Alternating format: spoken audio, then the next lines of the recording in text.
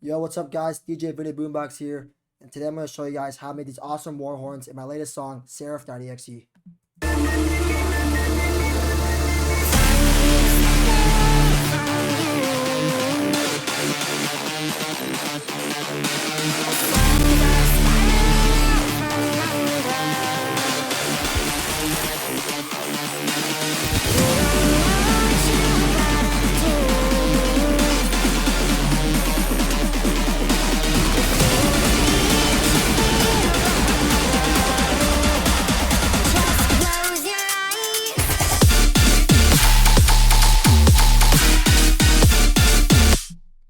Yeah, so that's what the song sounds like. You can stream it on all platforms, and these are the war horns I am talking about right here.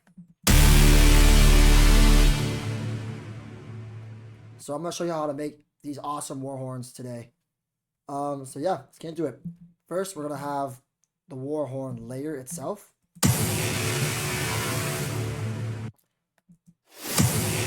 So this is just Cashmere war horn. I believe I pitched it up, right? So originally it sounds like this, and get rid of processing as well.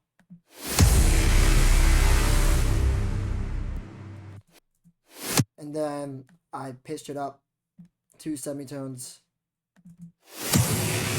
Since my song is in D minor, so pitch up 2 semitones. And then for the processing, it is super simple processing. All I'm doing is an EQ to cut the low end out, because we have a dedicated layer for the low end. So I cut that out, and it just sounds a little...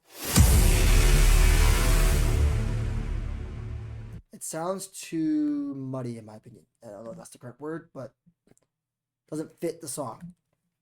So that's the first layer I have. Second layer I have is this layer. And these are the chord layers. So this is what giving you kind of the tonality of the sound. So this sound is really easy to make. All you gotta do is find it here. All I'm gonna do is load up Serum or any VST of your choice, any synth, and it's just 3 saws put together. So this is how you make the sound. And oh, actually, let me show you the sound with no processing first.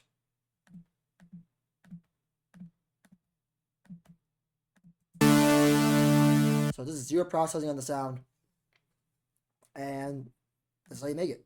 So first, start off with the saw layer. I made this song before Serum 2 came out, so I did not have the 3 oscillators that Serum 2 offers. But we have a saw wave in the subsection, so that's what I'm using. And this is what this sounds like.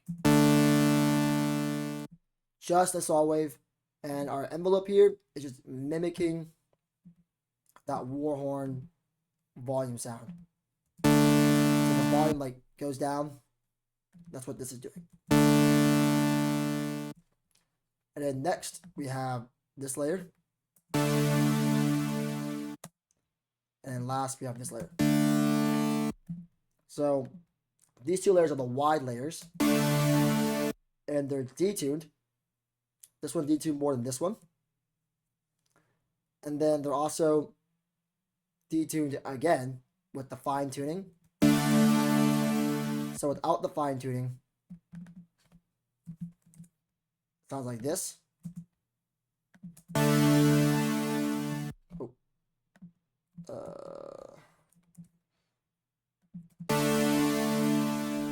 Sounds like that. But then when you add the fine tuning to it, it just adds more detune, more width. So that's why I did it. A small change, but a noticeable change. And then on the other, it'll like sound like that. And then I have a filter on it, cutting the high end off it And I'll explain the reason why I cut that off in a minute. But I'm going to show you the post-processing. So I added distortion. Make it super distorted. And then multiband compression. And then reverb to mimic that Warhorn tail. And it also removes out some of that harshness.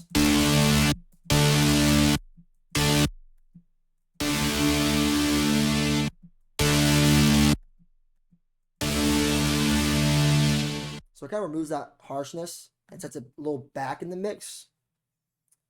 And then our last layer is our sub layer, bass layer. Yeah, so it sounds super shitty. But that's done on purpose. Well, not done on purpose, but I kept it because it fits with the song really well. Oh, and before I go into this, the post-processing of this sound is nothing actually. So yeah, and right here, our sub layer, our bass layer, whatever you want to call it. So this layer is actually a preset.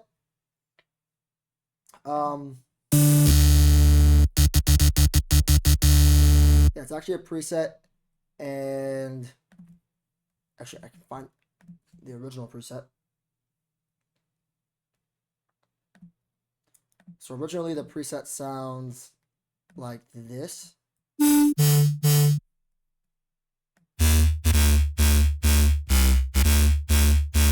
Kind of like a Subtronic style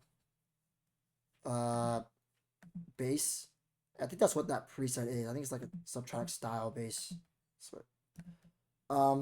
So it's that preset played all the way down here, and I created a volume envelope for everything. Or I changed the volume envelope to mimic that Warhorn sound. And this preset is just like this.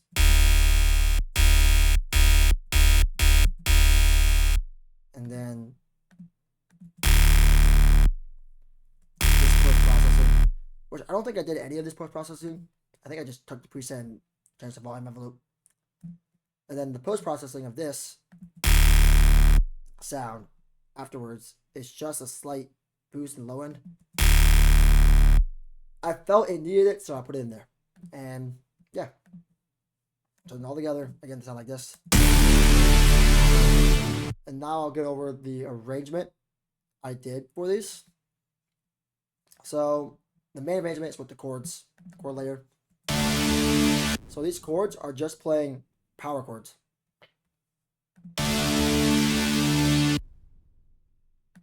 So that's just playing power chords, and it kind of makes power chords make the sound more dominant, more aggressive,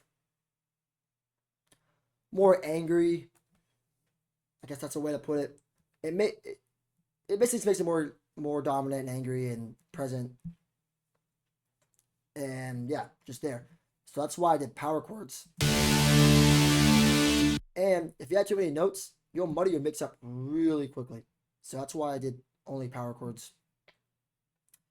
Well, I did only power chords for the first two sections. But then when it gets to the build, I add a major third on top. And this major third, first of all, the song's in D minor. So having a major third like changes the vibe up completely. And for me, it makes it sound more futuristic, I guess, which is kind of the vibe I was going for anyways, with because I have these like beeps.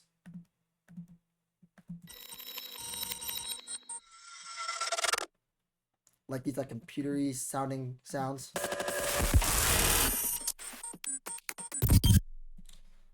So that's what I have going on between the Warhorn sounds.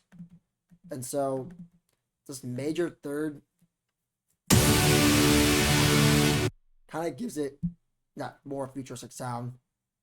more how do I say this? More grand sound. They sound more grand. Um so yeah. And then after that major third, I move that note, I resolve it up all the way back to D, high D. Now we have a the same power chord with a high D, and it's higher as the build up progresses more. So the build up starts like this.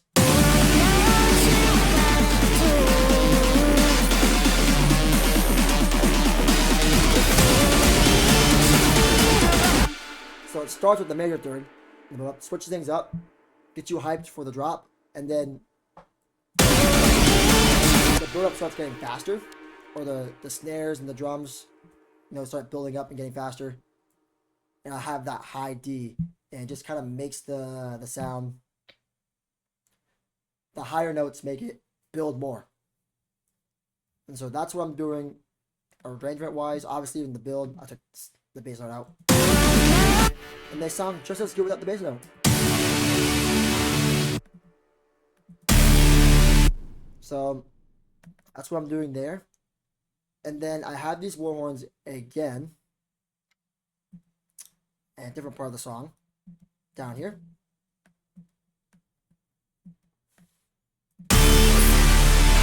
So it kind of goes like this with the song.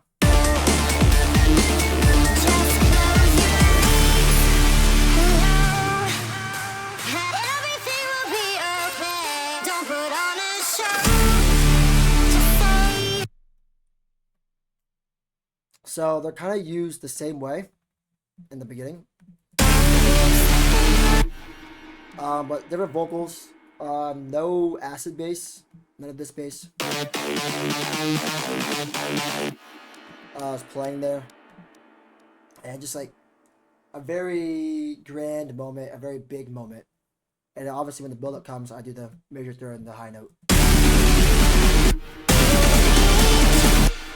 And that's what they're used on during the song.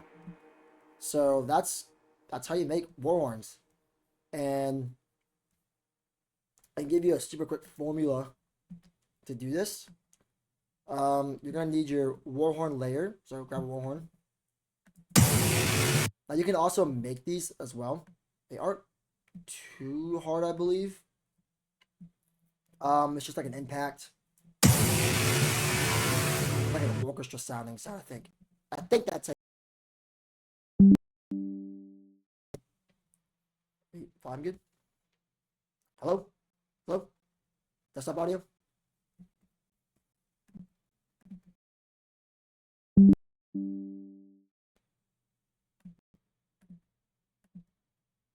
Hello? We in? Alright, sorry y'all. My computer was bugging. I don't know what's up. Alright. So we're back. Yeah. I'll make another video on how to make these. I know how to make them, it's kinda hard to explain. Yeah, you need your war horn layer, your sub layer, or your bass layer, really. You want your bass layer. And then you want like a chord layer on top. Kind of fills the space out.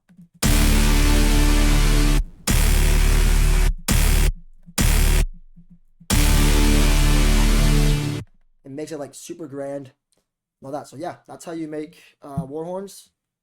Please stream this song, Seraph.exe. I mean the world to me, and it sounds awesome. It's a pretty awesome heavy trap song. So please like it, please share it. Yeah, if you want to see more content like this, please subscribe. Let me know what you want a tutorial on next. But yeah, thank you for watching, and I'll see you.